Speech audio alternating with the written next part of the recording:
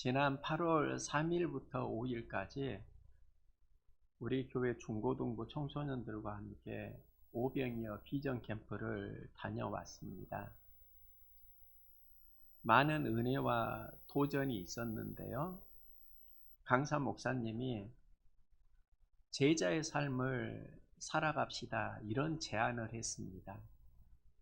우리 교회 학생들 모두 다 무리가 아니라 제자의 삶을 살아갈게요, 이런 마음의 소원을 품고 앞으로 나아가서 기도하는 걸 보았습니다. 나는 제자로 살고 싶어요.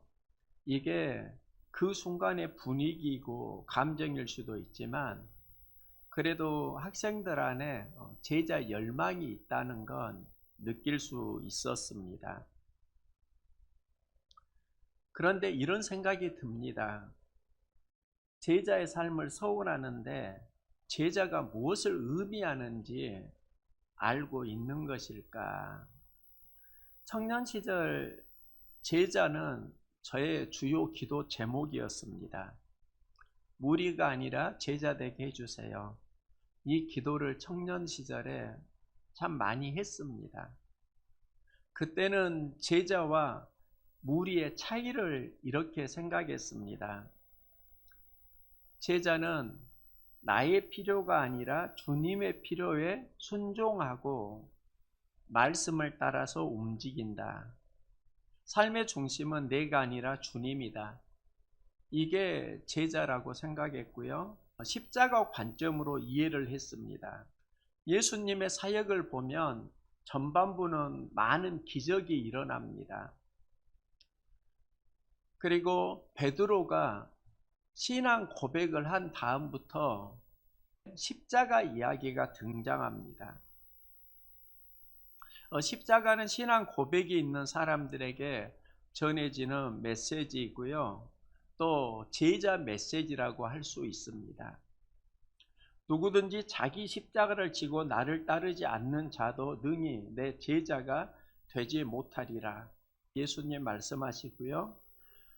무리와 제자들을 불러 이르시되 누구든지 나를 따라오려거든 자기 십자가를 지고 나를 따를 것이니라, 마가복음 8장 34절에서 말씀합니다.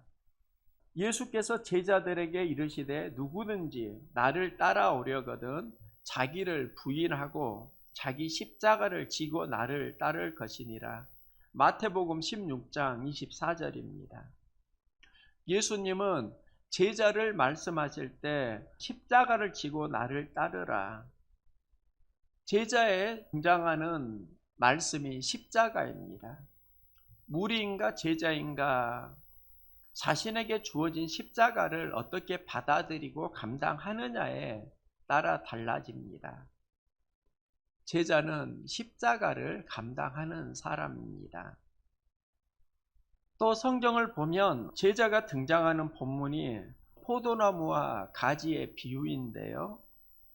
너희가 열매를 많이 맺으면 내 아버지께서 영광을 받으실 것이요 너희는 내 제자가 되리라. 예수님은 열매를 많이 맺으면 하나님의 영광을 받으시고 제자가 된다고 하십니다. 제자가 되는 길은 열매 맺는 삶과 연결되는데요. 그 열매가 어떤 열매인가? 하나님이 영광 받으시는 열매입니다. 제자는 나의 열매를 맺는 사람이 아닙니다. 주님의 열매를 맺는 사람이고, 그러면 우리는 하나님 영광 받으시는 말씀의 열매를 어떻게 맺을 수 있는가? 반복되는 단어가 그가 내 안에, 내가 그 안에입니다. 제자는 예수님 안에 거하고 예수님은 우리 안에 거합니다. 이걸 하나됨이라고 할 수 있습니다. 신앙을 보면 처음에는 접근 신앙이 있습니다. 거리를 두고 구경하기도 하고 망설이기도 하는 접근 신앙이 있고요. 하나님의 말씀에 나아가는 접촉 신앙이 있습니다. 신앙은 접근이 아니라 접촉이고 말씀과 내가 하나됨의 시간, 제자의 삶의 시간이라고 할 수 있습니다. 많은 사람들이 말씀을 들으려고 수고합니다. 그런데 말씀과 접촉하는 건 아닙니다. 말씀과 접촉하면 여기에서 우리는 하나됨을 경험합니다. 내가 말씀 안에, 말씀이 내 안에 함께하는 하나됨입니다. 프랑스 파리에 에펠탑이 있는데요. 1889년 3월 31일에 프랑스 대혁명 100주년을 기념해서 세워진 탑입니다. 파리 시민들은 에펠탑이 세워질 때 반대 시위를 했습니다. 철물 구조물이 세워지면 파리의 예술성을 망친다. 그건 안 된다. 그러니까 프랑스 정부는 시민들에게 그럼 에펠탑을 세우고 20년 후에는 파리의 정서에 맞지 않으면 철거를 하겠다. 이렇게 서로 약속을 하고 에펠탑을 세웠습니다. 그리고 파리 시민들은 어느 곳에서도 그 에펠탑을 볼 수 있는데요. 20년이 지나고 정부는 약속대로 에펠탑을 철거하려고 했습니다. 그때는 시민들이 에펠탑 철거를 반대합니다. 사람들이 에펠탑과 함께하면서 에펠탑에 대한 호감도가 달라졌습니다. 여기에서 나온 말이 자주 보고 만나면 호감이 간다는 겁니다. 자꾸 함께하다 보면 호감으로 영향을 받는다는 이론이 에펠탑 효과인데요. 여러분은 말씀의 효과를 얼마나 경험하고 있습니까? 예수님은 세례를 받으시고 하나님 나라 비전을 품고 광야에서 40일 금식 기도하십니다. 그때 예수님을 성령이 몰아서 광야로 데려가시는데요. 40일 금식 기도에서 예수님이 하신 일은 하나님 말씀을 붙잡는 싸움입니다.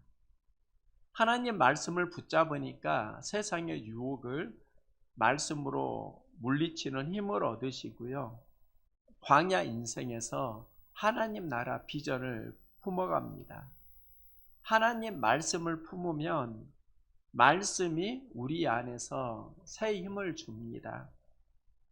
예수님의 최대 승부처가 십자가 앞에 서인데요. 예수님이 밤새 철야 기도를 하시고 십자가 앞에서 고민합니다. 그 고민의 내용이 이 잔을 내게서 옮길 수 있거든 옮겨 주시옵소서.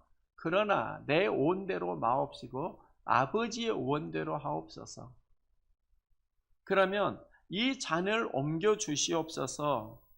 이건 십자가를 피하는 육신의 기도라고 할 수 있고요. 아버지 원대로 하옵소서. 이건 예수님이 하셨던 말씀의 기도라고 할 수 있습니다. 예수님이 아버지 원대로 하옵소서 말씀의 기도를 하니까 그때 하늘에서 천사가 내려오고 천사가 예수님의 기도를 도와줍니다. 그 기도를 통해서 십자가를 감당하는 힘을 얻습니다. 말씀을 붙잡고 인생의 십자가를 감당하는 힘을 얻습니다. 어려운 문제 만날 때 말씀을 붙잡는 기도를 해야 합니다. 그가 제자입니다. 말씀과 함께하는 사람이 제자입니다. 예수님은 우리를 가지라고 하고요. 그 가지가 성장하는 과정을 보면 처음에는 하늘을 향해 자랍니다. 새싹이 나고 꽃이 피고 가지는 햇볕을 향해 하늘로 자랍니다. 그런데 가지의 목적은 꽃이 아니라 열매입니다. 열매를 맺힐 때가 되면 가지는 엄청난 무게감을 견뎌야 합니다.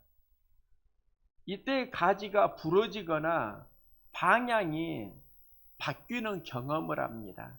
하늘로 향하던 가지가 열매를 맺어갈 즈음에 땅으로 향하게 되고, 그걸 극복하지 못하면 부러지기도 하고 곰팡이, 먼지가 끼고 상품 가치를 잃습니다. 농부는 열매를 맺게 하기 위해서 그것을 깨끗하게 하시느니라. 그 깨끗하게 하신다, 이 말씀은 가지가 땅의 성향으로 갈 때 그것을 극복하도록 도와주신다는 말씀입니다. 우리가 땅의 성향으로 가면 그때 땅의 기운을 받고 곰팡이가 피고 먼지가 쌓이고 하나님께 영광 돌리는 열매의 상품 가치를 잃어갑니다. 그래서 하나님께서는 우리 인생을 어떻게 도와주시는가? 자꾸 땅의 성향, 육신의 성향으로 가려고 할 때 다시 말씀으로 하나님의 빛을 보게 하시고 하늘 성향으로 살아가도록 도와주십니다. 오병이어 캠프를 다녀오고 한 주간 지내면서 느낀 게 있는데요. 일상을 보면 우리를 땅의 성향으로 유혹합니다. 말씀을 들으면 하늘 성향으로 이끄는데 세상은 땅의 성향으로 이끕니다. 땅으로 향하는 육신의 성향을 우리가 이겨내야 하는데 어떻게 이겨낼 수 있는가? 나 혼자 극복할 수 있는 게 아니고 하나님이 도와주셔야 합니다. 농부이신 하나님은 두 가지 일을 하시는데요.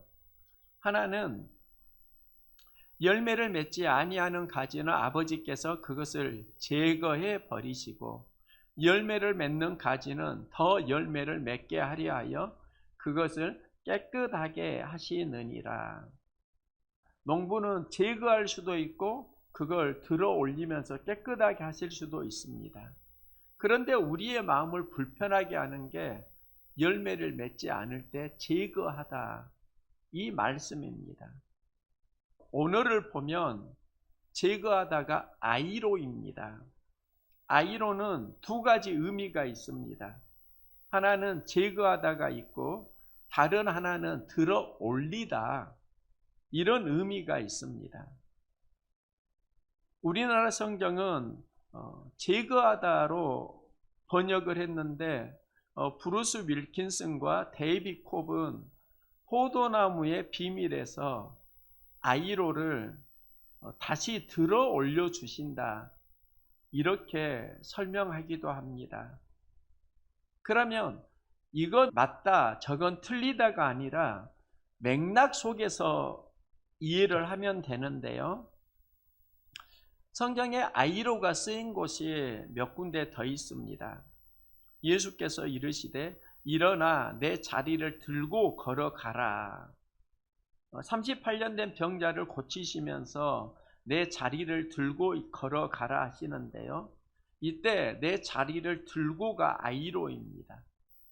또 마태복음 16장 24절에 예수께서 이르시되 아무든지 나를 따라오려거든 자기를 부인하고 자기 십자가를 지고 나를 쫓을 것이니라. 여기서 지고가 아이로인데 이 아이로는 제거하다가 아니라 들어 올리다, 이런 의미가 있습니다. 또 예수님은 나는 마음이 온유하고 겸손하니 나의 멍에를 메고 내게 배우라. 여기서 메고가 아이로입니다. 그러면 멍에를 짊어지고 배우라는 겁니다. 그리하면 너희 마음이 쉼을 얻으리라. 그러면 이 멍에가 무엇인가? 영적으로 십자가라고 할 수 있습니다. 십자가를 들어 올리고 따르면 그때 무슨 일이 일어나는가? 쉼을 얻는데 이 쉼이 예수님 앞에 나아갈 때, 말씀으로 동행할 때 온유와 겸손을 배우면서 오는 쉼입니다. 쉼은 그냥 쉰다고 찾아오는 게 아니라 온유와 겸손을 배울 때 찾아오는 쉼을 말씀하시는데요. 이 온유가 무엇인가? 모세가 쓰임받을 때 품은 성품입니다. 40세까지 애굽 왕자로 살고 80세까지는 미디안 목자로 살아가는데 하나님께서 모세를 부를 때 80세의 무명의 미디안 목자를 부르십니다. 그런데 이때 모세가 품은 성품이 온유인데요. 이 온유의 의미를 고대 자료에서 보면 전쟁을 위해서 잘 길들여진 말을 온유한 말이라고 합니다. 온유는 주인에게 쓰임받을 수 있도록 길들여진 힘, 통제된 힘을 말합니다. 어디에서 길들여지고 통제가 되는가? 멍에 십자가를 영적으로 감당할 때이고요. 이 십자가를 통해서 배울 때 여기에서 쉼을 얻습니다. 멍에가 우리를 힘들게 하는 것 같지만 내가 가지고 있는 그 멍에가 나를 지켜줍니다. 우리가 말씀을 붙드는 것 같지만 말씀을 붙들면 말씀이 우리를 지켜줍니다. 예수님이 예루살렘에 입성하실 때 멍에를 매는 짐승의 새끼를 타십니다. 그런데 그 이유가 겸손하여 낙이 곧 멍에 매는 짐승의 새끼를 탔도다. 어린 낙이 새끼를 타신 이유가 겸손인데요. 이 겸손이 언어가 프라우스이고 온유를 의미합니다. 멍에 매는 짐승의 새끼를 타고 예루살렘에 입성합니다. 이 입성을 승리의 입성이라고 합니다. 그러면 승리를 이루는 과정에 예수님이 품은 마음이 있는데 그 마음이 바로 온유와 겸손입니다. 온유와 겸손을 배운 사람이 제자이고요. 하나님께 길들여진 사람입니다. 지난 주일 저녁에 교회에서 아이들과 함께 인어공주를 재미있게 보았습니다. 끝날 즈음에 영어 노래가 들려오는데요. 계속 반복되는 단어가 under the sea입니다. 제가 초등학교 6학년인 막내 아들에게 준서가 under the sea가 무슨 말이야? 물으니까요. 바다 밑이라고 말하더라고요. 그래서 제가 중학생인 딸에게 물었던 게 있습니다. 준이야, 우리가 오병이어 비전 캠프에서 목사님이 영어로 말씀을 전하셨잖아. 그때 무슨 내용인지 들렸니? 궁금하더라고요. 딸에게 그 메시지가 이해가 안 되고 잘 들리지 않았고 그리고 통역을 해주니까 그때 들을 수 있었다 이야기를 합니다. 그때 제가 딸에게 아빠는 영어 설교가 들렸다? 그러니까 딸이 이렇게 말하더라고요. 아빠는 영어 잘하니까 들렸지. 그때 제가 딸에게 했던 말이 있습니다. 준이야, 영이 같으면 들린다? 영이 통하면 메시지가 들려. 그런데 영이 다르면 한국어도 안 들린다. 제가 그 말을 했습니다. 아빠가 하는 말의 의미를 한번 생각을 해보렴 그랬거든요. 제가 그 말을 했는데 많은 의미가 있더라고요. 언어에는 스피릿이 있습니다. 언어가 통한다고 하는데요. 실은 스피릿이 통하는 것이고 우리가 언어가 통하지 않을 때는 스피릿이 다르기 때문입니다. 우리는 스피릿에 따라서 언어의 들림이 달라집니다. 예수님은 목자와 양에서 말씀하는데요. 양들이 그의 음성을 아는 고로 따라오되 타인의 음성은 알지 못하는 고로 타인을 따르지 아니하고 도리어 도망하느니라. 양들을 예수님은 이렇게 말씀합니다. 양이 목자의 음성을 아는 고로 따라온다. 소리로 전에는 이해를 했는데 저에게 다른 마음이 들더라고요. 소리의 이야기가 아니라 영의 이야기입니다. 제가 유튜브에서 양과 목자의 동영상을 찾아보았는데요. 양들이 풀을 뜯어 먹습니다. 그때 길 가는 사람들이 그 양을 부르는데요.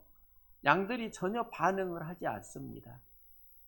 여러 사람들이 양을 부르는데 그 양이 전혀 반응을 하지 않다가 목자가 양을 부르니까 풀을 뜯어먹고 있던 그 양들이 고개를 들기 시작합니다.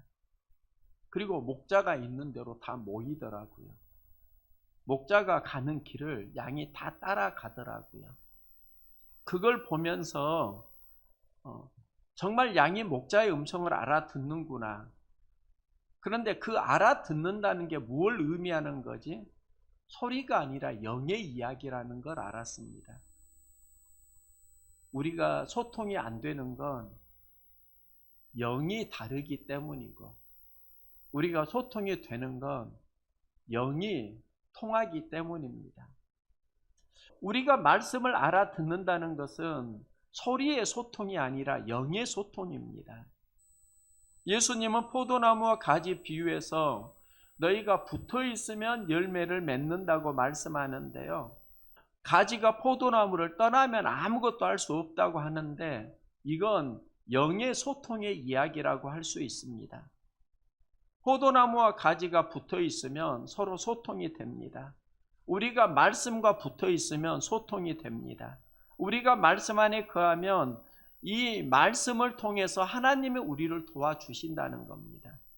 하나님이 우리를 도와주시니까 여기서 맺는 열매가 하나님께 영광 돌리는 열매가 되고 이 열매를 맺는 사람을 제자라고 합니다.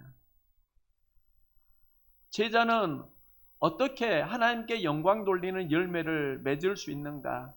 말씀을 떠나서는 너희가 아무것도 할 수 없습니다. 말씀과 동행하는 사람이 제자이고 말씀 안에 거하면 하나님의 음성을 듣고 그 하나님의 음성이 그의 영을 인도하니까 길이 달라집니다. 수많은 인생의 갈등이 있는데요. 교회 앞에 많은 온룸이 있습니다. 예전에 온룸 주변에 잡초가 참 많았습니다. 요즘은 온룸 주변에 풀이 거의 다 사라졌습니다. 저는 그 과정을 보았습니다. 어느 날 한 분이 인도에 잡초를 제거하기 시작했습니다. 무성해진 그 잡초가 그곳에서 깨끗해지니까 그 주변에 있던 온룸 주인들도 풀 제거 작업을 했습니다. 어느 누군가 한 명이 그 일을 시작하니까 거기에 동참하는 사람들이 생기더라는 겁니다. 이것을 거룩한 확장성이라고 할 수 있습니다. 그런데 그 반대의 경우도 저는 보았습니다. 온룸이 지어지는 초창기에는 온룸 주변으로 쓰레기를 치워주는 공무원이 없었습니다. 건물이 들어서고 사람이 들어서는데 교회로 들어오는 진입로 쪽에 쓰레기가 쌓인 적이 있습니다. 계속 그곳에 쓰레기가 쌓이니까 이곳에 쓰레기를 안 버렸으면 하는 마음이 들었습니다. 처음에는 조금 쌓였는데 시간이 조금 지나니까 그곳이 제법 산을 이룰 만큼 많은 쓰레기가 쌓였습니다. 누가 이런 곳에 쓰레기를 버리지? 쓰레기 좀 안 버렸으면. 그런 생각을 하게 되는데 어느 날 하나님이 이런 마음을 주시더라고요. 내가 쓰레기를 치워라. 그래서 쓰레기 봉투를 제법 사가지고 그곳을 치웠는데요. 제가 그걸 치우니까 또 옆에 온룸에 계시던 분이 와서 도와주고 그곳을 치운 다음에 쓰레기가 그곳에 쌓이지 않는 걸 보았습니다. 이게 좀 오래전의 이야기인데 말씀을 준비하면서 그때의 상황을 다시 해석해 보았습니다. 내가 왜 내 돈을 들여서 그 쓰레기를 그렇게 치웠지? 근데 내가 한 게 아니라 하나님의 말씀이 하나님의 음성을 주니까 제가 했던 행동입니다. 내 마음은 이곳에 쓰레기 안 버렸으면, 누가 쓰레기를 치웠으면 이건 나의 지각력인데 내가 원하는 것을 내가 해라. 이건 말씀이 주는 지각력입니다.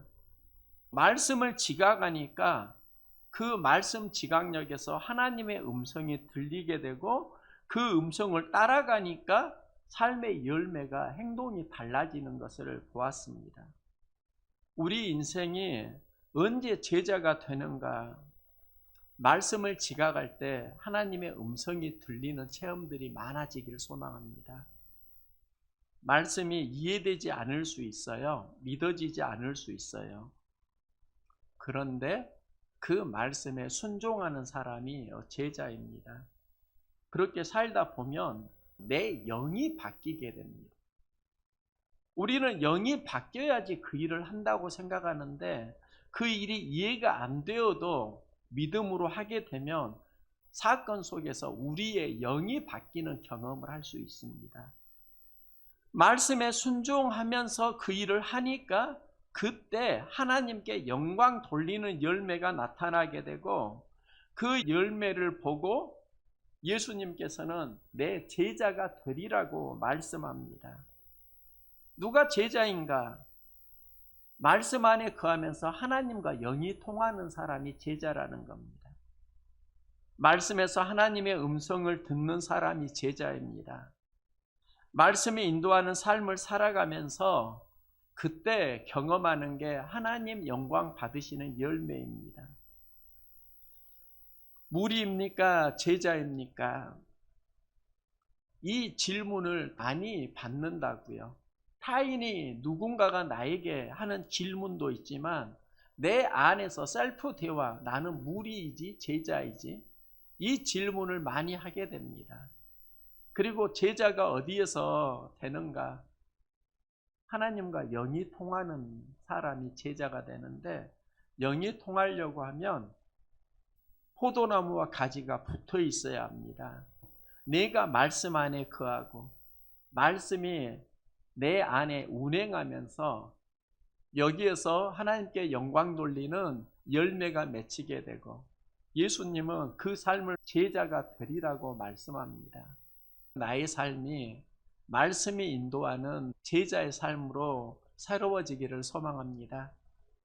내가 맺는 열매는 육신의 열매이지만 말씀을 통해서 내가 맺어가는 열매는 하나님께 영광 돌리는 열매가 됩니다. 말씀 안에 거하고 하나님께 영광 돌리는 열매를 맺어가는 제자의 삶을 함께 살아갈 수 있기를 소망합니다.